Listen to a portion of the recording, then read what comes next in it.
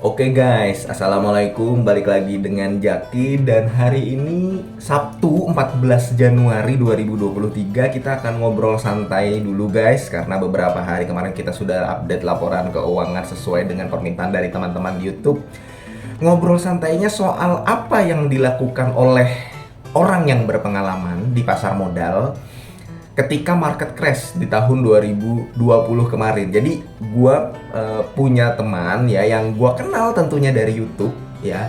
Yang gua kenal dari YouTube, beliau adalah Bang Roy Celimindra, dan ketika gua sudah kenal gua sangat senang ngobrol bareng dia, bareng si Bang Roy ini, karena gue banyak belajar dari dia sebenarnya. Bayangkan orang yang nonton YouTube gua, ternyata justru gue banyak belajar dari dia. Dan dia adalah orang yang sudah berpengalaman di pasar modal karena sudah kecemplung di pasar modal dari tahun 2009. Pengelolaan dananya pun udah bukan puluhan juta, ratusan juta guys. Jadi ya itu yang gue pernah bilang di video sebelumnya.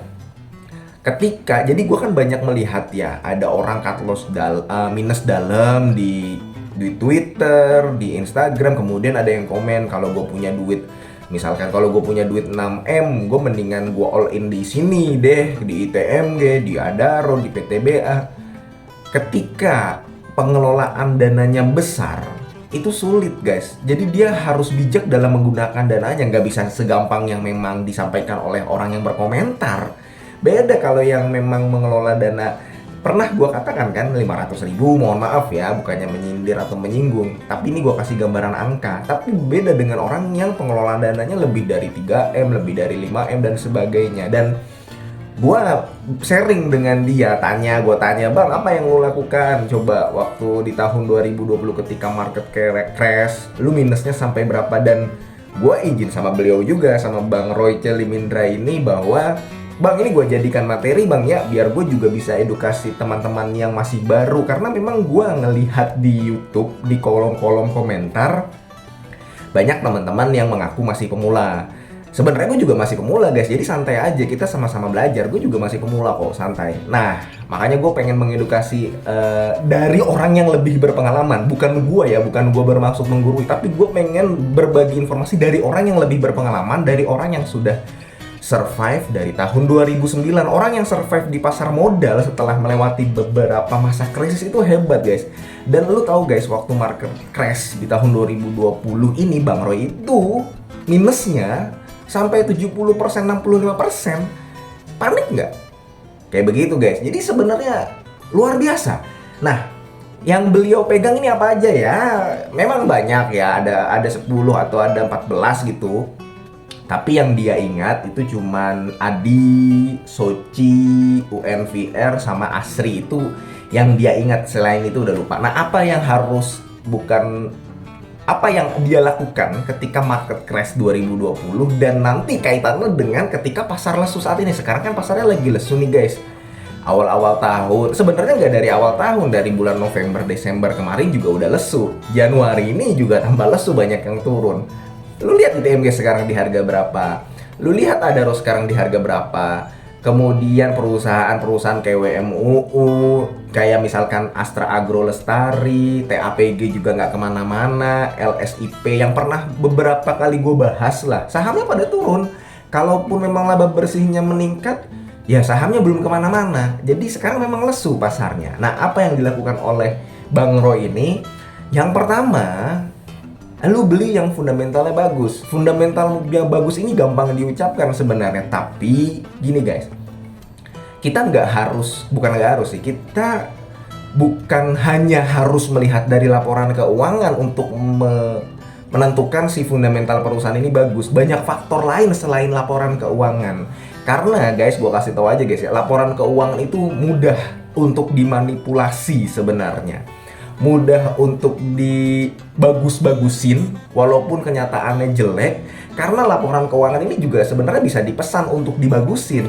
Sebenarnya seperti itu, tergantung ownernya. Jadi kita harus lebih rinci lagi ngelihat laporan keuangan, kemudian melihat berita, melihat update informasi, tahu informasi dari temen, akhirnya wawasan kita terbuka.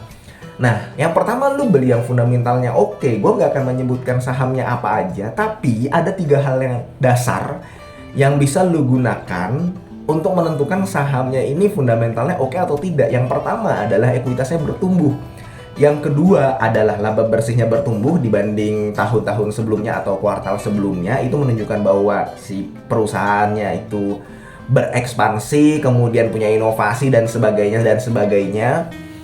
Kemudian DER-nya sehat. Jadi perusahaan yang terlalu besar hutangnya ketika ada lesu marketnya itu berbahaya.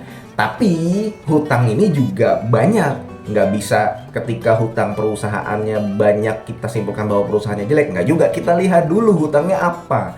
Tapi yang menurut gue paling berbahaya dan biasanya gue hindari adalah hutang bank dan hutang obligasi. Dua itu. Kalau misalkan kayak hutang usaha, hutang sewa dan sebagainya itu masih oke lah, masih oke. Jadi itu 3 hal dasar untuk menentukan fundamental perusahaan oke dan layak untuk di hold. Jangan lu masuk perusahaan yang udah utangnya gede, kemudian labanya nggak naik-naik, kemudian ekuitasnya tidak naik. Ya, lu ketika market crash, lu wasting time. Jangankan ketika market crash, ketika market lagi tidak crash aja lu wasting time, cuman tebak-tebakan harga aja jadinya kan. Kalau lu tidak membeli yang fundamentalnya oke. Itu yang pertama. Yang kedua adalah tidak cut loss atau tidak panik.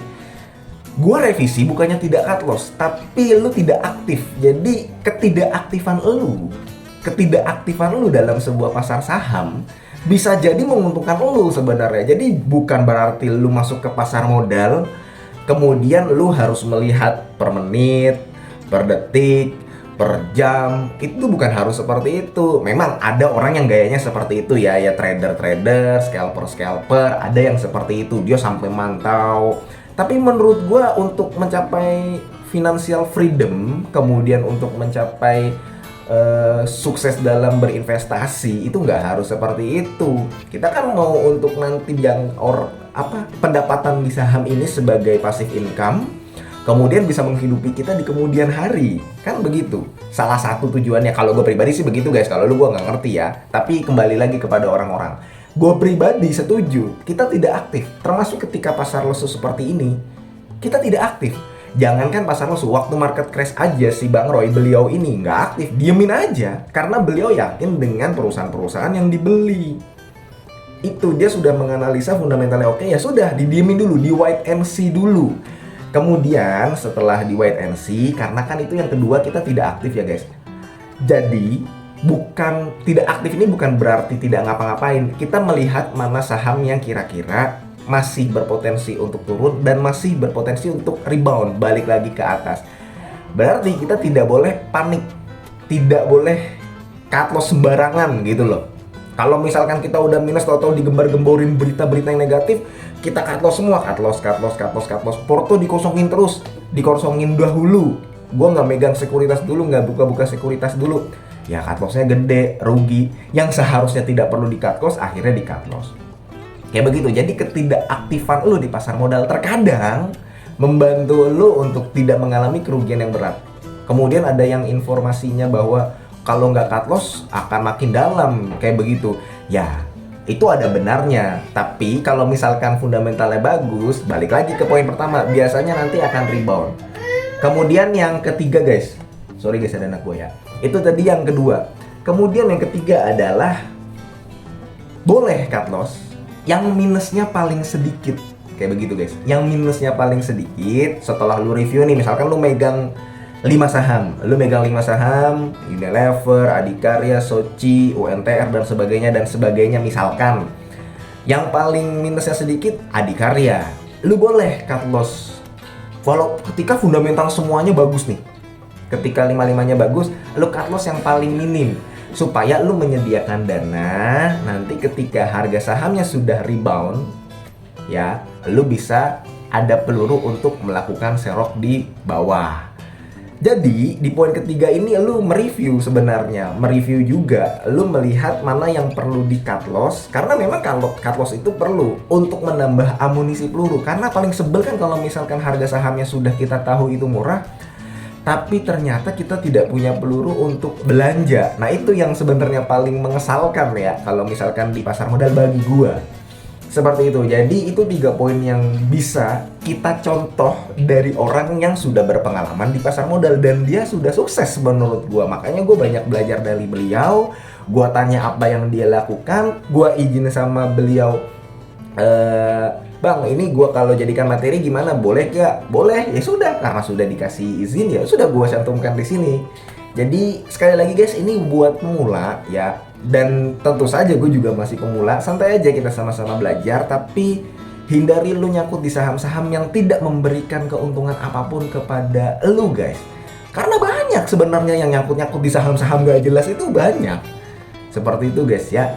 Ya mudah-mudahan video ini bermanfaat.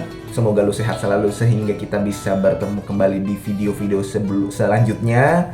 Ini bukan ajakan jual beli. Saham-saham yang tadi gua state bukan berarti itu bagus, bukan berarti itu jelek. Kita ketemu lagi di video selanjutnya. Wassalamualaikum warahmatullahi wabarakatuh.